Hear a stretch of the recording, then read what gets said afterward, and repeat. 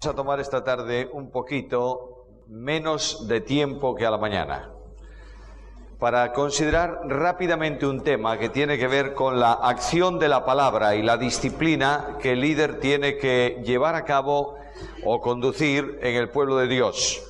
Recordáis que esta mañana hemos dejado el estudio en una acción de Nehemías, habiendo construido la ciudad, mejor dicho, el muro que rodeaba la ciudad. A pesar de los enemigos, 52 días, ya está ahí el pueblo.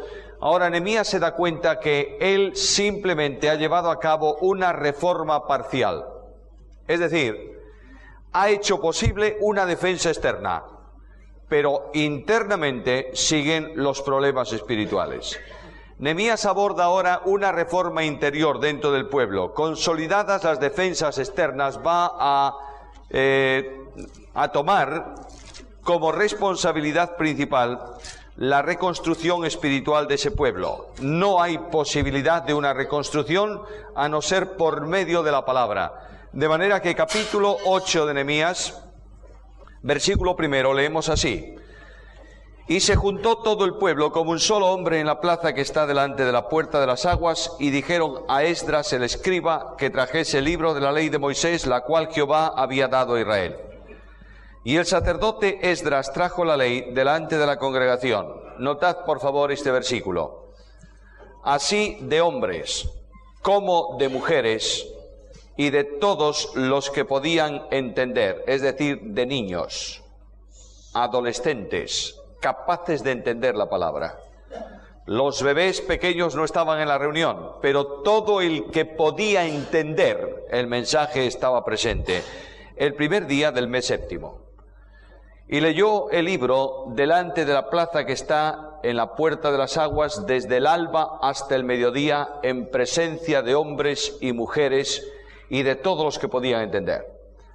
Y los oídos de todo el pueblo estaban atentos al libro de la ley. Nehemías sabe que solo la palabra de Dios, que es viva y eficaz, nosotros tenemos ese texto, es capaz de transformar la vida de la persona. Por tanto, lo que Nehemías hace es traer a toda la congregación para confrontarla directamente delante de la palabra de Dios. Yo sé que todos vosotros conocéis perfectamente Hebreos 4:12. La palabra de Dios es viva y eficaz. Es viva y eficaz por una razón, porque el Espíritu de Dios sopló sobre el escrito bíblico inicial y le comunicó vida. Recordáis que cuando el apóstol Pablo habla de inspiración, habla precisamente de esto. Y dice, toda la palabra de Dios toda la escritura es inspirada por Dios, literalmente soplada por Dios. De manera que cuando en el libro de Génesis leemos la creación del hombre y encontramos que de algo inanimado, elementos orgánicos de la tierra sin vida, reciben vida porque Dios sopló en ellos, así también el escrito bíblico, para trasladarlo a nuestro mundo actual, papel y tinta, que es inanimado, recibe vida al soplo del Espíritu Santo y se convierte en una palabra viva y eficaz. Literalmente el verbo, el término griego eficaz, ese adjetivo griego no expresa toda la dimensión de la palabra. No solo es eficaz, es eficiente. ¿Sabéis qué distinción hay entre una cosa eficaz y una cosa eficiente? Especialmente para mis amigos jóvenes que están complicados con la teología de estos días. Imagínate que yo, que vengo del calor de España, allí estamos en verano, vengo al frío argentino, no hace tanto frío aquí, pero el otro día en Buenos Aires hace mucho frío. Los porteños me recibieron con muchísimo frío. Yo que vengo... Nadie tome esto por otra línea. Esto nadie lo dijo, pero se han reído. Bueno, hacía mucho frío y yo salí del avión con mis zapatos finos y etcétera, etcétera, y llegué a casa congelado. Me agarré un catarro. Imagínate que un amigo me encontrase en la calle y me dijese, estás un poco acatarrado. ¿Sabes lo que es bueno para el catarro? Una aspirina. Bueno, yo me voy a la farmacia, me compro, no una caja de aspirinas, las llevo a mi casa, las pongo en la mesilla de noche, al otro día me encuentro con el amigo, me dice, ¿qué tal va el catarro? Peor. O peor. Pero ¿no es eficaz la aspirina para el catarro? Sí, es eficaz. Pero solo es eficiente cuando yo la tomo. Es muy eficaz, pero solo es eficiente cuando tú la tomas. La Biblia es eficiente siempre. Aquellos que se niegan a leerla, Dios las juzgará por esa cuestión. Y los que la leen y no la obedecen serán juzgados por eso. Y los que la leen y la obedecen ya reciben una bendición de parte del Señor. La palabra suya siempre es eficiente. De ahí que el profeta diga de parte del Señor, mi palabra no volverá a mí vacía. Nunca vuelve vacía la palabra del Señor al Señor. Lo único que convierte el alma, que hace discernir las intenciones y los pensamientos es el resultado de la acción de la palabra por el Espíritu en la vida de los creyentes. De ahí que Nehemías lleva toda la congregación a la plaza para que escuchen la Biblia. La palabra de Dios no se lee por Nehemías. Nehemías es el hombre principal, el representante imperial, el líder número 1 del pueblo en aquella ocasión, pero Nehemías hace que venga el escriba Esdras. Y Nehemías sitúa al pueblo en forma de que todo aquel conjunto de escribas auxiliares que conocen la palabra puedan comunicar el significado de la palabra a los oídos del pueblo. Yo me imagino, siento una tremenda emoción, ver toda aquella plaza enormemente llena de personas. No hay altavoces, no hay megafonía de entonces. Han puesto a Esdras sobre un púlpito para que lea la palabra de Dios. Esdras abre la Biblia, lee la palabra e inmediatamente ese pueblo dividido en sectores recibe la instrucción de cada uno de los escribas auxiliares, que interpretan la Biblia. Y dice el texto bíblico que les daban a conocer para que comprendiesen la palabra. Luego Esdras leía un texto, versículo 8, leían claramente en el libro de Dios y ponían el sentido, de modo que entendiesen la lectura. Se acercaban al pueblo y le decían, el Señor en este texto quiere decir esto. E inmediatamente esa aplicación de la palabra a la vida del pueblo trae un resultado. El pueblo de Dios lloraba frente al mensaje de Dios. La reunión fue una reunión muy especial. Duró desde el alba hasta el mediodía, no hubo prisa. Vaya conferencia. Solamente escuchando ¿qué cosa? La voz de Dios. Es necesario, es urgente que el pueblo de Dios vuelva a oír la voz de Dios.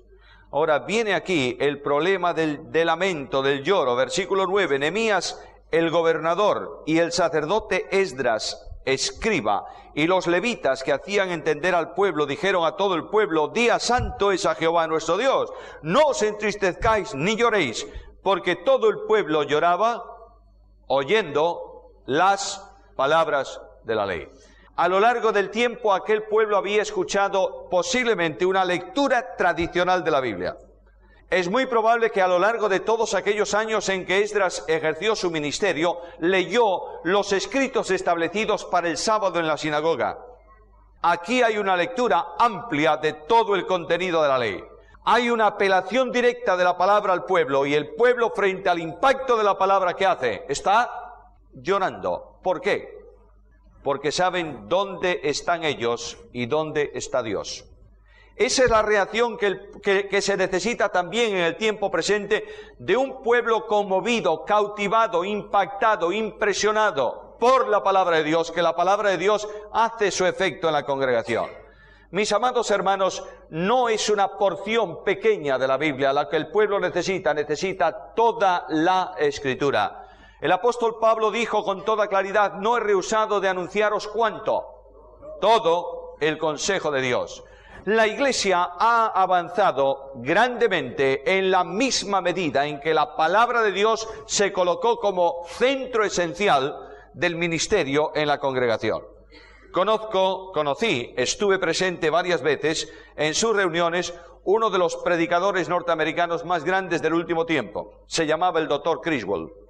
Este hombre vino al pastorado de una de las grandes iglesias norteamericanas por, yo diría, un azar, una situación un tanto extraña. Murió el pastor de la primera iglesia de aquella ciudad y la congregación determinó buscar un nuevo pastor para su congregación. Y mientras tanto, ¿a quién vamos a llamar? Y fueron al instituto bíblico más próximo y preguntaron, ¿a quién puede recomendarnos? No a cualquiera, porque esta iglesia es una iglesia de élite en la sociedad. Necesitamos una primera figura. Y el instituto le dijo, mira, yo no tengo grandes figuras aquí, pero tengo un hombre que sabe mucho de Biblia. Si lo queréis, bueno, venga este hombre. Y traen a este hombre a la iglesia. Y el hombre lo presentaron por primera vez como el pastor sustituto temporal mientras no hay el nuevo pastor. Y él dice que abrió la Biblia y dijo, hermanos, Génesis capítulo 1. Y leyó el capítulo 1 de Génesis. Comentó el capítulo 1, se bajó del púlpito, se marchó a su casa. Domingo siguiente, la gente, qué raro, capítulo 1 de Génesis. Bueno, domingo siguiente, Génesis capítulo 2. Ya algunos miraron un tanto extraño. Tercer domingo, Génesis capítulo 3. De modo que cuando terminó la reunión, el consejo propastor de la iglesia lo llamó y le dijo, mire doctor, si usted quiere continuar aquí hasta que tengamos un nuevo pastor, tiene que cambiar la forma de ministerio. Esta iglesia está acostumbrada a que le den temas sociales, no comentario bíblico. Esto está bien para el instituto. Criswell dijo, toma nota, próximo domingo sube al púlpito, Génesis capítulo 4. Y mientras buscan ustedes el capítulo 4, dijo, yo les diré que no sé hacer otra cosa más que predicar la Biblia. Si ustedes me dicen que no venga el domingo que viene, no vengo. Nadie le dijo nada. Domingo siguiente, Génesis capítulo 5. La congregación comenzó a quedar impactada ante la palabra de Dios. Y dijeron a la comisión pro pastor, ¿por qué no se queda con nosotros? Se lo comunicaron y se quedó.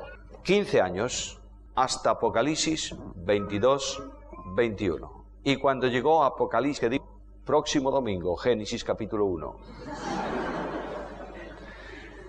De una congregación muy grande donde se reunían como mucho 600 personas cada domingo, llegaron a tener un problema en el templo con capacidad para 4.500. ¿Sabéis por qué? Porque este hombre predicaba la palabra. Necesitamos maestros en el púlpito que expliquen la Biblia. El pueblo de Dios no puede conformarse con el devocional, que no sé de dónde ha salido esa palabra.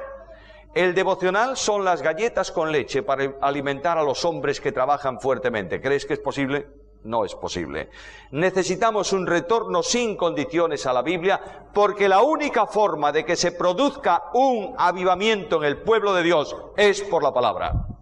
La palabra trae compunción al corazón del creyente, trae una información de parte de Dios sobre ética cristiana, y el pueblo de Dios, cuando dice al Señor con lágrimas, perdónanos Señor, Dios derrama su bendición sobre ese pueblo y hay un avivamiento espiritual. Se produce el avivamiento, capítulo 9, y Nehemías, que es un gran líder, dice, este pueblo está muy emocionado hoy, ha llorado ayer, se ha sentido bien con la palabra, está contento, son capaces de prometer cualquier cosa, pero yo los conozco. De manera que vengan el pueblo, no señor, los líderes, vengan acá. Y vamos a firmar un convenio. Y vais a comprometeros con varias cosas. Y una de las cosas, capítulo 10, después de una oración larga de confesión, capítulo 10, ahí tienes los que firman el pueblo, los líderes del pueblo, luego los levitas. Y Nehemías les hizo, versículo 29, jurar que andarían en la ley de Dios, que fue dada por Moisés su siervo, que guardarían y cumplirían todos los mandamientos, los decretos y los estatutos de Jehová el Señor, y guardarían, versículo 31, el día de reposo, y dejarían descansar la tierra en el año jubilar o en el año sabático, versículo 32, y que contribuirían, ¿cómo? ¿Sabe lo que dice ese versículo? Iban a ofrendar. Estaban dispuestos a ofrendar. El pueblo de Dios no ofrenda si primeramente no se rinde él al Señor. No pidas ofrendas a la congregación si cada uno de los creyentes primeramente no se han dado ellos al Señor. Tienes el ejemplo de la ofrenda de las iglesias de Macedonia. ¿Qué ocurría con ellas? ¿Eran pobres? Muy pobres. ¿Qué dice Pablo? Se dieron primeramente al Señor y luego ofrendaron más allá de sus fuerzas. ¿Sabes por qué? Porque es un pueblo en comunión con Dios, que saben que la ofrenda forma parte del sacrificio espiritual y saben que no están ofrendando para la iglesia, están ofrendando para el Señor. Hay un enorme error en nuestro mundo evangélico, especialmente de las asambleas, confundir colecta con ofrenda. Una colecta es una recogida de dinero con un destino. ¿Es lícito? Sin duda ninguna. Puede ser para los pobres, para los menos pobres, para los blancos o para los negros. Me da lo mismo. La ofrenda no es eso. La ofrenda es entregar al Señor como sacrificio espiritual lo que tú crees que el Señor merece con expresión práctica. Esta es una ofrenda. Una vez una niña, y como hay niñas hoy aquí, pues quiero contaros una historia a las niñas. Una vez una niña tenía en su casa un perrito. En su escuela dominical la profesora le explicó aquel día la diferencia entre ofrenda y colecta.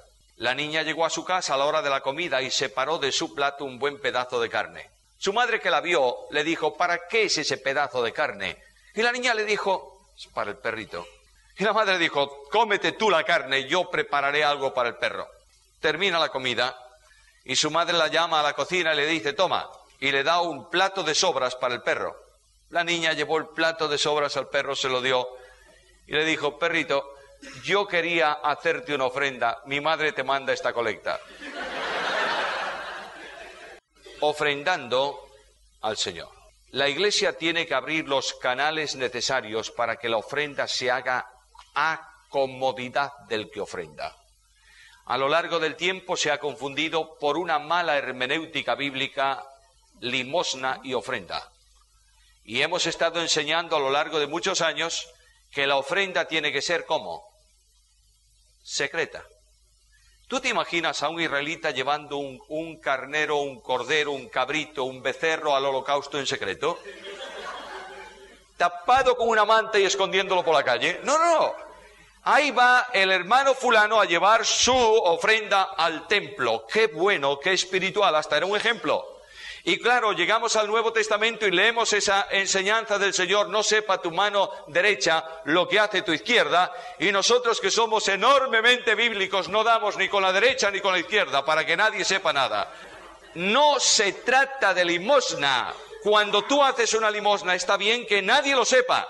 ¿Cómo vas a saberlo si tú estás dándole al pobre algo? Reserva primeramente la ética moral para que el pobre no se vea menoscabado. Segundo, recuerda que el que da al pobre presta al Señor, guarda silencio. La ofrenda no.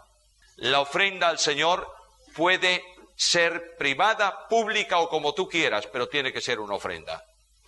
Y el pueblo de Dios tiene que aprender a ofrendar directamente al Señor, y la Iglesia como colectividad distribuir esa ofrenda como la congregación acuerde. A veces yo llego a congregaciones en donde se pasan cinco bolsas para la ofrenda. No estoy diciendo ninguna tontería, ¿eh? Yo he estado en una congregación de las nuestras con 5 bolsas. La primera para gastos generales, la segunda para no sé qué, la tercera. Cuando llegó la quinta yo digo: ¿y esta para qué será? Yo ofrendo al Señor. Punto final. Luego los líderes de la Iglesia y la Iglesia acuerdan cómo debe distribuirse esa ofrenda.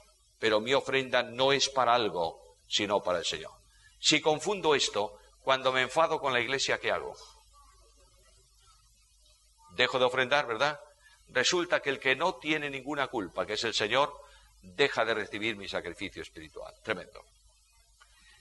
Nehemías dice: vengan acá, ¿están dispuestos? Vamos a firmar esto, vamos a ofrendar. Además traerían leñas, además traerían las primicias, además, en fin, se produce una reforma espiritual con una consecuencia práctica.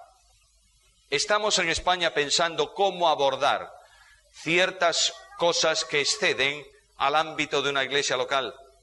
Para eso hay una coordinadora nacional de las asambleas que va a trabajar en esto, y se está pensando en la necesidad de que todas las iglesias de las asambleas en España aporten un 10% de sus ofrendas a un fondo comunitario. ¿Para qué? Para que haya recursos para el trabajo extra eclesial. Si los creyentes aprendiéramos a ofrendar, y claro, permitidme aquí un paréntesis, ya que estamos con el tema, y luego después tenemos un culto de adoración, que es ofrenda personal, permitidme esto. Se habla poco de ofrendas en nuestro mundo de las asambleas, ¿verdad? ¿Sí o no? Poco. Y cuando se habla de ofrenda, nunca se habla de lo mínimo que yo debo ofrendar. Hablar de diezmo entre nosotros es poco menos que un delito, ¿no es así? Claro, porque cuando tú dices el diezmo, ¿qué? Te responden ya. No estamos bajo la ley, sino bajo la gracia. Tú sabes que el diezmo no es de la ley, ¿verdad? El diezmo lo dio Abraham de sus ofrendas a Melquisedec, mucho antes de la ley. El diezmo es la valoración mínima, una orientación mínima de lo que yo debo ofrendar. Pero hay un cambio notorio entre el diezmo del Antiguo y del Nuevo Testamento. En el Antiguo Testamento Dios repartió la tierra a Israel. ¿Estáis siguiéndome en esto? Tiempos de Josué. Suertes, división de la tierra, esta finca para ti, esta finca para ti. Y Dios le dio al pueblo de Israel el título de propiedad, propietario de la finca. Y Dios va al propietario de la finca y le dice, mira, de lo tuyo, de lo que tú recojas de esta finca, el 10% para mí. Vengo al Nuevo Testamento y me encuentro con que Dios me compró a mí. Luego, ¿yo de quién soy? De Dios. Todo cuanto yo tengo, ¿de quién es? Del Señor. Me ha dado el rango honorífico de ser un criado administrador de lo que Él me da. Me ha dicho, mira, tú eres mi criado, mi siervo, yo te voy a dar una parcela económica para que tú administres en mi nombre. Luego, cuando yo doy solamente el diezmo, estoy reteniendo el 90% de lo que es del Señor. ¿Notas la diferencia entre el Antiguo y el Nuevo Testamento? En el Antiguo Testamento el hombre daba el 10 de lo suyo. En el Nuevo, si doy solamente el 10, me quedo con el 90 de lo que es del Señor. Por eso Pablo habla de que valoremos la bendición que tenemos. Y en razón de esa bendición, ¿qué tenemos que hacer? Ofrendemos al Señor. Y los comerciantes que estaban parados delante de la puerta a ver cuántos salían de la ciudad para comprar, les amonesté. Y les dije, versículo 21, ¿por qué os quedáis vosotros delante del muro? Si lo hacéis otra vez, una sola vez más que lo hagáis, os echaré mano. Él tenía la autoridad de meter en la cárcel a todos estos. Como quedéis ahí, os voy a poner en orden. ¿Qué hicieron los árabes? Vámonos. Y no volvieron más. Y dije a los levitas que se purificasen y viniesen a guardar las puertas para santificar el día de reposo. También por esto dice, acuérdate de mí, Dios mío, y perdóname según la grandeza de tu misericordia. Un líder comprometido con la restauración. Yo creo que Nehemías pasó un tiempecito ahí y le vinieron con otro problema. Vaya cantidad de problemas. Le vinieron con otro problema. ¿Sabes una cosa? Hay algunos por ahí que han tomado mujeres de Atoz, amonitas y moabitas. ¿Y sabes cuál es el problema? Pues resulta que los hijos que han nacido no saben hablar el hebreo. ¿Por qué? Porque el idioma de la madre no era el hebreo. La madre es la que comunica esencialmente el idioma al niño. De manera que aquí tenemos un problema bastante serio. Dios había dicho a su pueblo que no se casasen con mujeres ajenas a Israel. ¿Estáis seguros? ¿La primera mujer de Moisés era hebrea? No, señor. ¿Y la segunda? Tampoco. ¿Cuál es el problema? Los israelitas no podían casarse con mujeres moabitas, amonitas, cananeas, porque los pueblos de Canaán eran anatema para Dios. Por tanto, estos habían quebrantado ¿qué cosa? La misma ley, y habían incorporado a su familia lo que era anatema delante de Dios. Pero no eran muy buenos este tipo de personas, Son los rebeldes que hay dentro del pueblo de Dios. Esta mañana hemos hablado mucho acerca de líderes que no funcionan bien, pero también hay tremendos rebeldes dentro de la congregación. Naturalmente alguien me dirá que en medio de un rebaño de ovejas a veces hay alguna cabra. Esto también es verdad. Pero estos son rebeldes consuetudinarios, es decir, se levantan contra cualquier cosa que tenga que ver con sujeción a la palabra. También los hay así.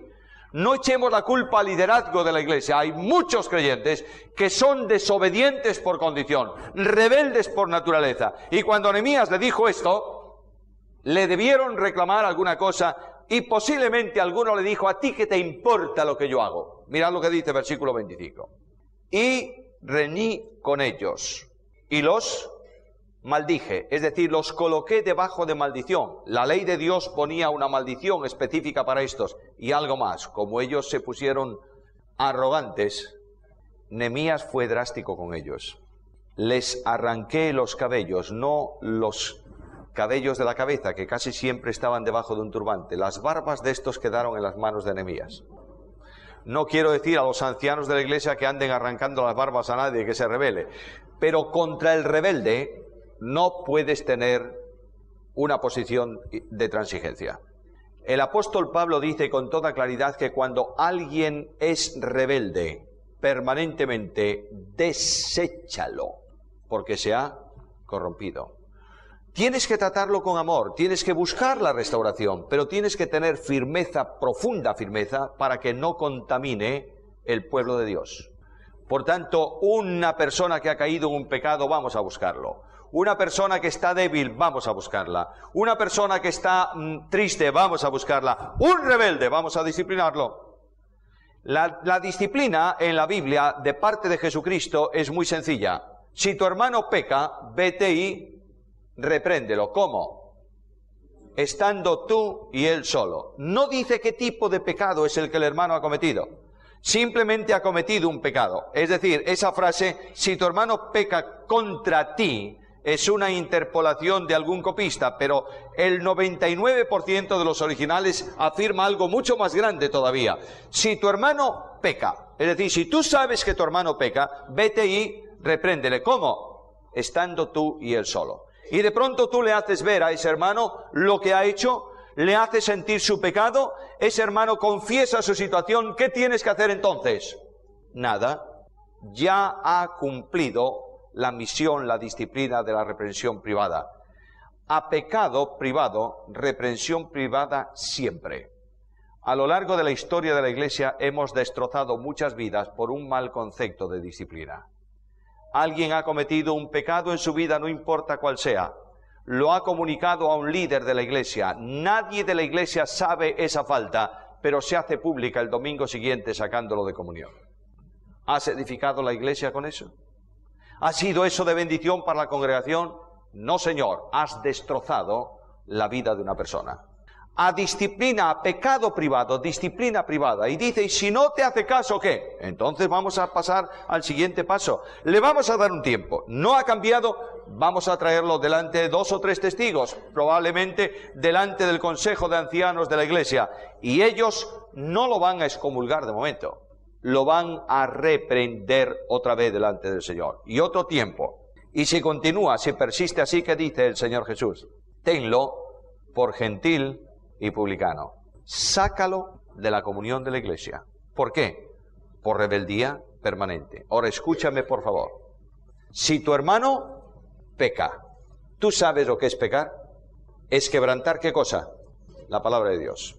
A veces se han sacado de comunión a personas porque eran simplemente rebeldes en cuanto a comportamiento, a porte, no a comportamiento. Yo recuerdo hace muchos años, estando en una concentración de iglesias vuestras argentinas, en la Lucila del Mar. Estuve un mes seguido en enero con campamentos.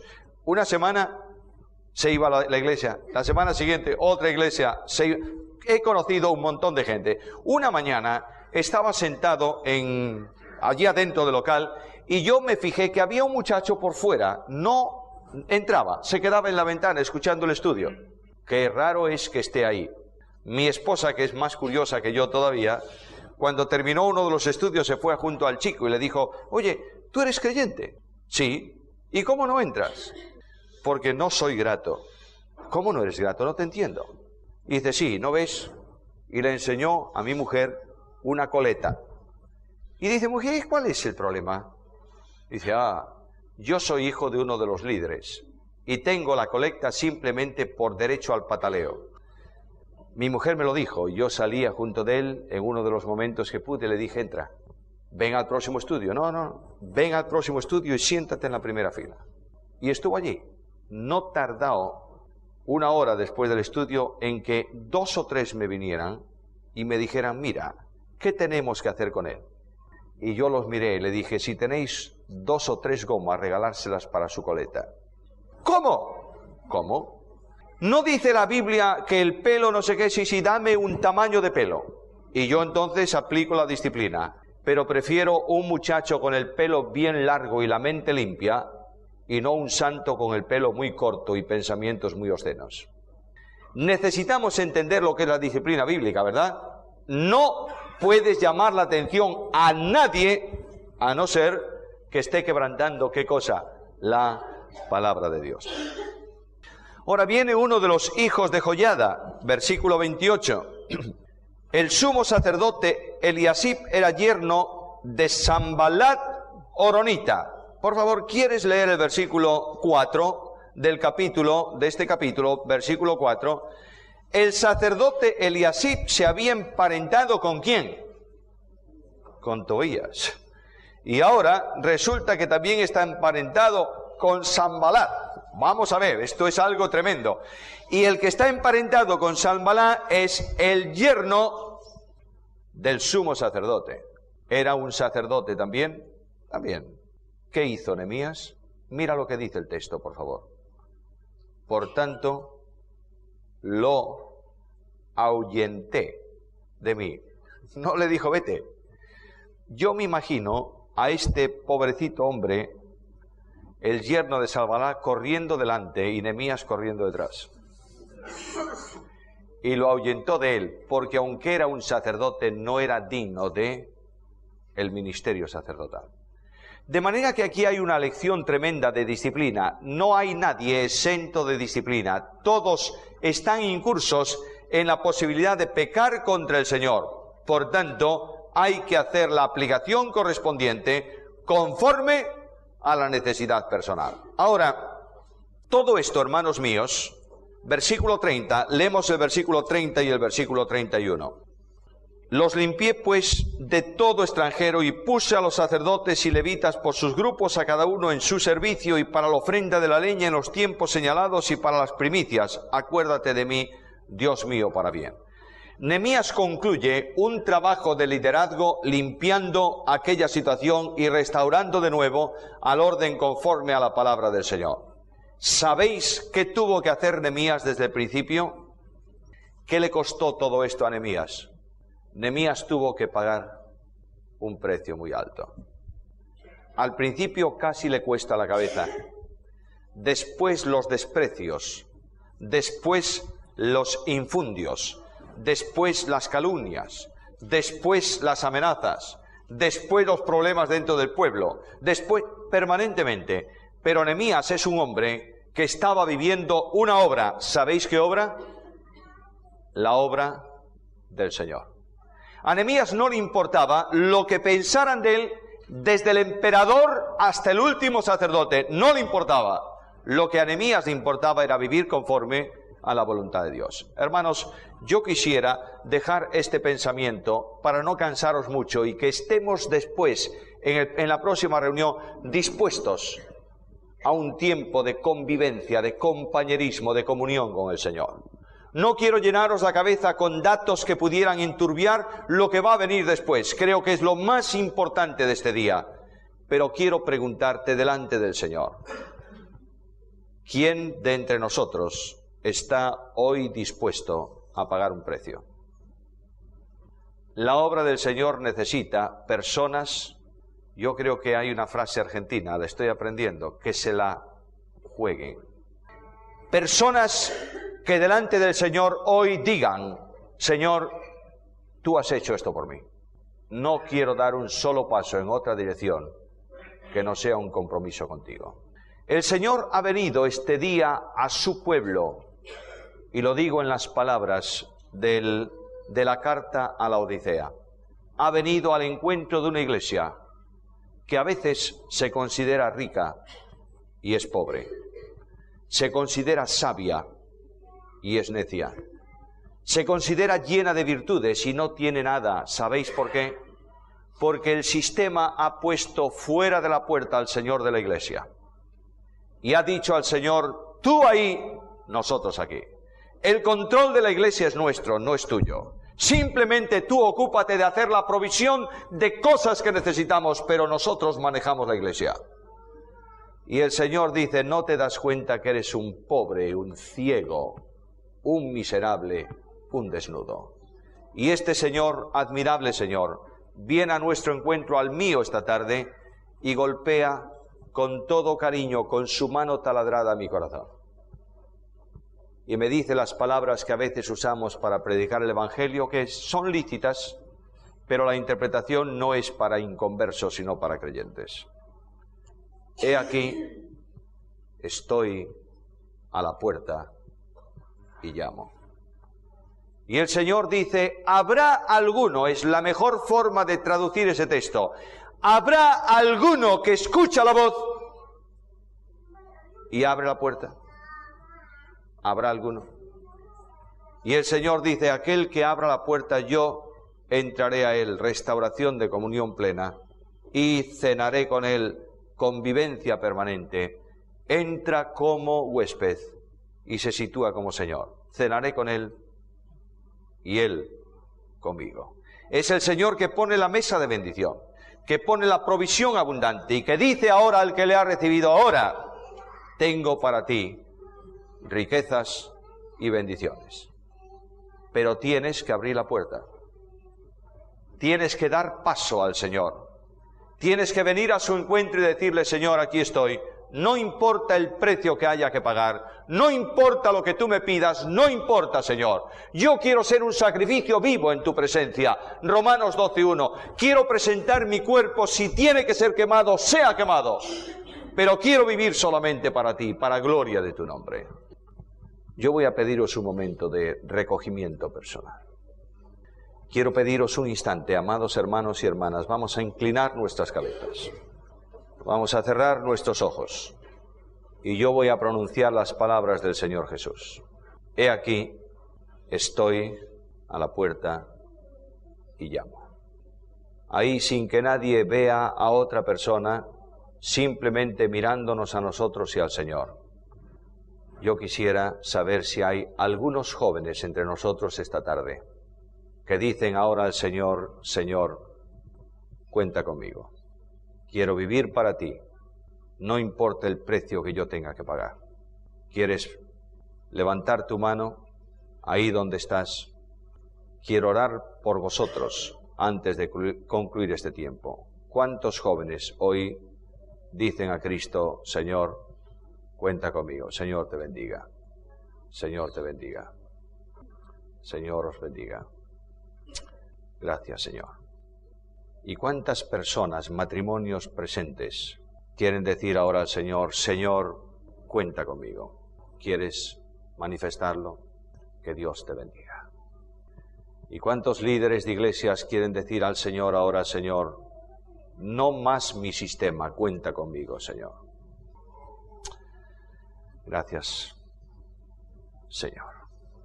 Y ahora sí, según estáis en esa convicción profunda y personal, voy a pedir a Dios su bendición y gracia sobre vosotros. Padre de gracia, Dios de misericordia y de bondad, Padre de nuestro Señor Jesucristo, Señor, confirma esta tarde las decisiones de tu pueblo. Señor, renueva dentro de nosotros un espíritu nuevo y recto, conforme a tu voluntad. Danos una visión renovada, Señor, y que de este lugar en esta tarde salga ese gran avivamiento que sacuda a tu pueblo en la Argentina. Que sea, Señor, el principio de un derramamiento de tu Espíritu sobre las congregaciones. Y que cada uno de nosotros podamos sentir no solo que Jesús está en promesa, sino que está realmente en medio de tu pueblo. Produce, oh Dios, libertad espiritual para tu pueblo. Consuela, restaura, alienta. Y que seas solamente tú, Señor, y nada más que tú, el centro de nuestra vida, la gloria de nuestro ministerio y el objeto de nuestra esperanza. Señor bendito, para tu gloria, agradezco profundamente tu bendición. Y te pido que la gracia del Señor Jesucristo y el amor del Padre y la comunión del Espíritu Santo sea sobre cada uno de nosotros, de ahora en adelante, para tu gloria. Por Cristo Jesús. Amén.